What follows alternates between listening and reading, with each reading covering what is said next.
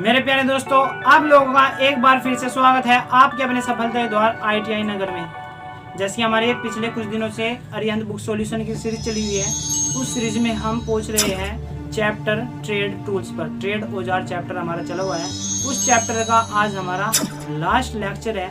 इस लेक्चर में जो हमारा 13.2 लेक्चर है, इसमें हम अपने जो हमारे 15 क्वेश्चन बच गए थे वे आज कंप्लीट करेंगे। तो आपने पिछले लेक्चर में भी बहुत ही अच्छे से विस्तार पूर्वक आपने क्वेश्चंस को पढ़ा होगा, देखा होगा, समझा होगा, मुझे ऐसा उम्मीद है। ठीक है, तो देरी न करते हुए हम बढ़ते हैं आज के फर्स्ट क्वेश्चन की ओर। फर्स्ट क्वेश्चन में कहा है कि सेंटर पंच का पॉइंट कौन होता है। देखिए, मैंने कल पिछले लेक्चर में भी आपको बताया था कि सेंटर पंच होता है, एक होता है हमारा प्रिक पंच। सेंटर पंच की होती है 90 डिग्री और प्रिक पंच की होती है 30 डिग्री और 60 डिग्री। ठीक है, तो सेंटर पंच का पॉइंट कौन पूछा है, वो होता है हमारा 90 डिग्री। अगर आपको पीछे का लेक्चर देखना है तो प्ले लिस्ट का लिंक आपको डिस्क्रिप्शन बॉक्स में मिल जाएगा, वहां पर आप जाकर देख सकते हैं। वो भी सीरीज वाइज आपको सारे लेक्चर मिल जाएंगे। तो बढ़ते हैं नेक्स्ट क्वेश्चन की ओर। नेक्स्ट क्वेश्चन में कहा है कि निम्न में से किस औजार को टूल किट औजारों में सम्मिलित नहीं किया जा सकता। देखिए, जो हमारा टूल किट यानी हम किसी किट में वो औजार बताइए जिस औजार को हम अपने किट में नहीं रख सकते। देखिए, हम पेचकस को भी रख सकते हैं, मल्टीमीटर को भी रख सकते हैं और चिमटी को भी रख सकते हैं, लेकिन हैक्सा को नहीं रख सकते। देखिए, हैक्सा हमारा ऐसा होता है। तुम बोलोगे भाई हैक्सा कैसा होता है, हैक्सा ये होता है हमारा, इसे हम हैक्सा बोलते हैं। तो अब आप देखकर बताइए, इस औजार को हम अपने टूल किट में रख सकते हैं, नहीं रख सकते। तो क्वेश्चन में ये पूछा है कि ऐसा औजार बताइए जो नहीं रख सकते, तो हम हैक्सा को नहीं रख सकते। राइट आंसर बनता है ऑप्शन सी। बढ़ते हैं नेक्स्ट क्वेश्चन की ओर। नेक्स्ट क्वेश्चन में क्या है कि चित्र में दर्शाई गई रेती के प्रकार को पहचानिए। देखिए, रेती क्या हमें इसने डायग्राम दिया है और इस प्रकार को हमें पहचानना है कि कौन सा रेती है ये। तो मैं आपको इसके सारे प्रकार दिखा देता हूँ। देखिए, ये 4 प्रकार होते हैं रेती के: राउंड रेती, फ्लैट रेती, हाफ राउंड रेती और रास्प कट रेती। तो हमें अपने इसमें देखना है कि हमारा जो क्वेश्चन में रेती दी है वो किस प्रकार की है। तो देखिए, आपको दिख रहा होगा ये रेती कौन सी है, ये हमारी फ्लैट रेती। कौन सी है, फ्लैट रेती। तो ऑप्शन ए इसका राइट आंसर हो जाएगा। बढ़ते हैं नेक्स्ट क्वेश्चन की ओर। नेक्स्ट क्वेश्चन में कहा है कि निम्न में से किस रेती का प्रयोग अधिक मात्रा में धातु रेतने के लिए किया जाता है। देखिए, अधिक मात्रा में हमें धातु को रेतना है, फाइलिंग करनी है, तो कौन सी रेती का यूज करेंगे, हम करेंगे बास्टर्ड रेती का। किसका करेंगे, बास्टर्ड रेती का। बढ़ते हैं नेक्स्ट क्वेश्चन की ओर। नेक्स्ट क्वेश्चन में कहा है कि चित्र में प्रदर्शित हस्त औजार बताइए। देखिए, जो औजार दिया गया है इस औजार को पहचानिए। एक औजार हमारा कौन सा है, रेती पंच ट्राई स्क्वायर डिवाइडर। देखिए, ये हमारी है रेती। ऑप्शन ए इसका राइट आंसर हो जाएगा। बढ़ते हैं नेक्स्ट क्वेश्चन की ओर। नेक्स्ट क्वेश्चन में कहा है कि निम्न में से कौन सा प्रकार रेती के ग्रेड के अनुसार नहीं है।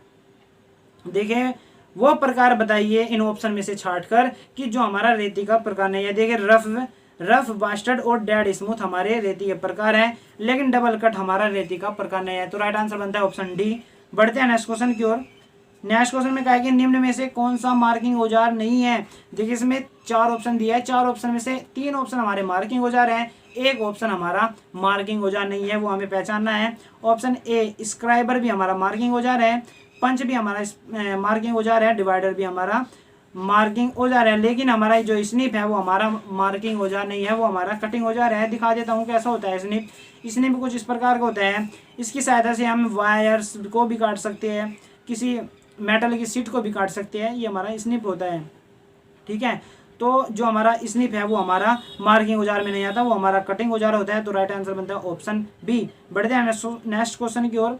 नेक्स्ट क्वेश्चन में कहा है कि वायर स्ट्रिपर की लंबाई प्राय होती है। देखिए, वायर स्ट्रिपर होता है हमारा जो, अगर हमें वायर को उसके एक छोर से हमें इंसुलेशन उतारना होता है तो हम वायर स्ट्रिपर का इस्तेमाल करते हैं, क्योंकि वायर स्ट्रिपर की सहायता से हम आसानी से उस इंसुलेशन को उतार सकते हैं। तो वायर स्ट्रिपर दिखा देता हूँ कैसा होता है। वायर स्ट्रिपर देखो, ये होता है, इसकी सहायता से हम इंसुलेशन को उतार सकते हैं। तो यही पूछा है कि वायर स्ट्रिपर की लंबाई कितनी होती है। देखिए, वायर स्ट्रिपर की लंबाई 20 सेंटीमीटर होती है। कितनी होती है, 20 सेंटीमीटर। तो इसका राइट आंसर बनता है ऑप्शन ए, 20 सेंटीमीटर हमारे वायर स्ट्रिपर की लंबाई होती है। तो बढ़ते हैं नेक्स्ट क्वेश्चन की ओर। नेक्स्ट क्वेश्चन में कहा है कि स्निप का उपयोग किन कार्यों के लिए किया जाता है। देखिए, मैंने अभी आपको स्निप दिखाया था, स्निप हमारा ये होता है। तो इसका उपयोग पूछा है किन कार्यों में किया जाता है। इसका उपयोग मैंने बताया वायर को काटने के लिए, ठीक है, और जो हमारी मेटल की सीट होती है उसको भी काटने में हम इसका यूज कर लेते हैं। तो इस निप का यूज हम देखो किस किस के लिए करते हैं, वाइंडिंग की तारों को काटने के लिए, माइका सीट को काटने के लिए, कठोर इंसुलेशन सीट को काटने के लिए, यानी हम तीनों के लिए यूज कर सकते हैं। तो राइट आंसर बनता है ऑप्शन डी, उपरोक्त सभी के लिए हम इस निप का यूज कर सकते हैं। बढ़ते हैं नेक्स्ट क्वेश्चन की ओर। नेक्स्ट क्वेश्चन में कहा है कि फोल्डिंग टूल के अंतर्गत निम्न में से कौन सा औजार नहीं आता। देखिए फोल्डिंग टूल ये 4 ऑप्शन दिए हैं और कहा है कि फोल्डिंग टूल इसमें 3 ऑप्शन हमारे फोल्डिंग टूल के हैं, एक ऑप्शन हमारा फोल्डिंग टूल का नहीं है, वो ऑप्शन हमें देखना है कौन सा नहीं है। सी क्लैंप भी हमारा फोल्डिंग टूल है, कॉन स्टील भी हमारा फोल्डिंग टूल है, लेकिन जो वाइस है वो हमारा फोल्डिंग टूल नहीं है। देखिए दिखा देता हूँ मैं आपको, वाइस हमारा, अच्छा जो वाइस है वो हमारा फोल्डिंग टूल नहीं है, ठीक है। जो हमारा बेंच वाइस होता है, पाइप वाइस होता है, आपने अपनी प्रयोगशाला में भी देखा होगा कि हमारा जो वाइस होता है वो कैसा होता है। तो राइट आंसर बनता है ऑप्शन बी, वाइस हमारा फोल्डिंग टूल नहीं है।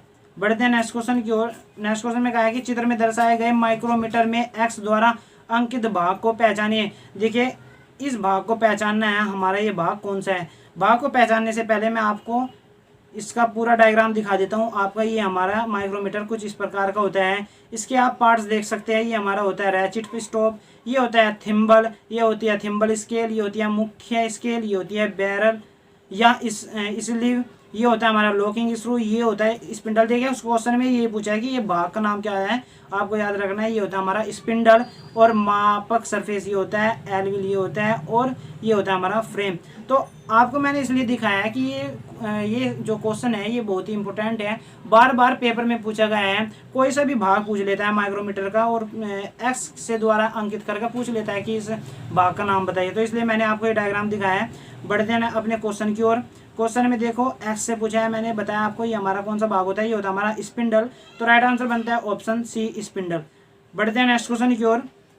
नेक्स्ट क्वेश्चन में कहा है कि सामान्य कार्यों में खालिस्तान सेमी जबड़े वाली बेंच वाइस प्रयोग की जाती है। देखिए सामान्य कार्य के लिए पूछ रहे हैं कि जो हम बेंच वाइस यूज करते हैं, हम कितने सेंटीमीटर जबड़े वाले की यूज करते हैं, हम वो करते हैं 10 सेंटीमीटर जबड़े वाली बेंच वाइस यूज करते हैं। तो राइट आंसर बनता है ऑप्शन ए। बढ़ते हैं नेक्स्ट क्वेश्चन की ओर। नेक्स्ट क्वेश्चन में कहा है कि इलेक्ट्रिक ड्रिल मशीन के द्वारा खालिस्तान से बनी वस्तुओं में छिद्र करने का प्रयास नहीं करना चाहिए। जो हमारी इलेक्ट्रिक ड्रिल मशीन होती है उसमें पूछा है कि कौन सी वस्तु में हमें छिद्र उससे नहीं करना चाहिए। टूल स्टील, लकड़ी, प्लास्टिक, ये सभी देखें। लकड़ी में भी कर सकते हैं हम, प्लास्टिक में भी कर सकते हैं, लेकिन जो हमारी टूल स्टील होती है उसमें हमें उस ड्रिलिंग मशीन से छिद्र नहीं करना चाहिए। तो बढ़ते हैं नेक्स्ट क्वेश्चन की ओर। नेक्स्ट क्वेश्चन में कहा है कि ड्रिल बिट का वह भाग जिसे पकड़कर ड्रिलिंग मशीन द्वारा उसे चलाया जाता है वह क्या कहलाता है, वो हमारा क्या कहलाता है, सैंक कहलाता है। क्या कहलाता है, सैंक कहलाता है। तो राइट आंसर बनता है ऑप्शन ए। बढ़ते हैं नेक्स्ट क्वेश्चन की ओर। नेक्स्ट क्वेश्चन देखिए इस लेक्चर का लास्ट क्वेश्चन है और इस चैप्टर का भी लास्ट क्वेश्चन है। देखते हैं क्या कहता है कि विद्युतकार इलेक्ट्रीशियन के लिए कौन से स्पैनर उपयुक्त होते हैं। देखें स्पैनर होते हैं हमारे चाबी आपने सुना होगा, देखा भी होगा। चाबी क्या होती है, वो उसे हम स्पैनर बोलते हैं अंग्रेजी में। तो ये पूछा है कि जो इलेक्ट्रीशियन के पास में स्पैनर होती है, चाबी होती है, वो कौन सी यूज करता है, वो करता है डबल एंडेड स्पैनर। कौन सी, डबल एंडेड स्पैनर। तो राइट आंसर बनता है ऑप्शन बी। तो मेरे प्यारे दोस्तों इसी क्वेश्चन के साथ में हमारा ये चैप्टर समाप्त होता है और आज का लेक्चर भी समाप्त होता है। तो मुझे उम्मीद है आपको इस चैप्टर के सभी क्वेश्चन, इस चैप्टर में हमने 2 लेक्चर लिए हैं, लेक्चर 13.1, 13.2, और दोनों लेक्चर में हमने आपको बहुत ही विस्तार पूर्वक सभी क्वेश्चन समझाए हैं, आपको टूल्स दिखाए हैं चित्र के माध्यम से, और मुझे उम्मीद है आपको अच्छे से समझ में भी आया होगा। आपको सभी टूल्स के भाग और नाम भी याद होंगे। तो अगर आपको पीछे के लेक्चर सभी लेक्चर देखने हैं, अपनी अरिहंत बुक का पूरा सॉल्यूशन करना है ऑब्जेक्टिव टाइप क्वेश्चंस का, तो आप Arihant book solution electrician theory के नाम से प्ले लिस्ट है, जिसका लिंक आपको डिस्क्रिप्शन बॉक्स में मिल जाएगा। उस लिंक पर जाकर आपको सभी लेक्चर सीरीज वाइज मिल जाएंगे। तो मेरे प्यारे दोस्तों मुझे उम्मीद है आपको आज का लेक्चर बहुत ही अच्छा लगा होगा। अगर अच्छा लगा है तो वीडियो को लाइक करें और अपने दोस्तों को भला चाहते हैं तो वीडियो को शेयर करें। और नेक्स्ट लेक्चर 13 और आपको बता देता हूँ जो हमारा नेक्स्ट लेक्चर है वो होगा हमारा ट्रांसफॉर्मर का। ठीक है, तो नेक्स्ट लेक्चर में मिलते हैं। तो इसलिए tata and bye bye. Press the bell icon on the YouTube app and never miss another update.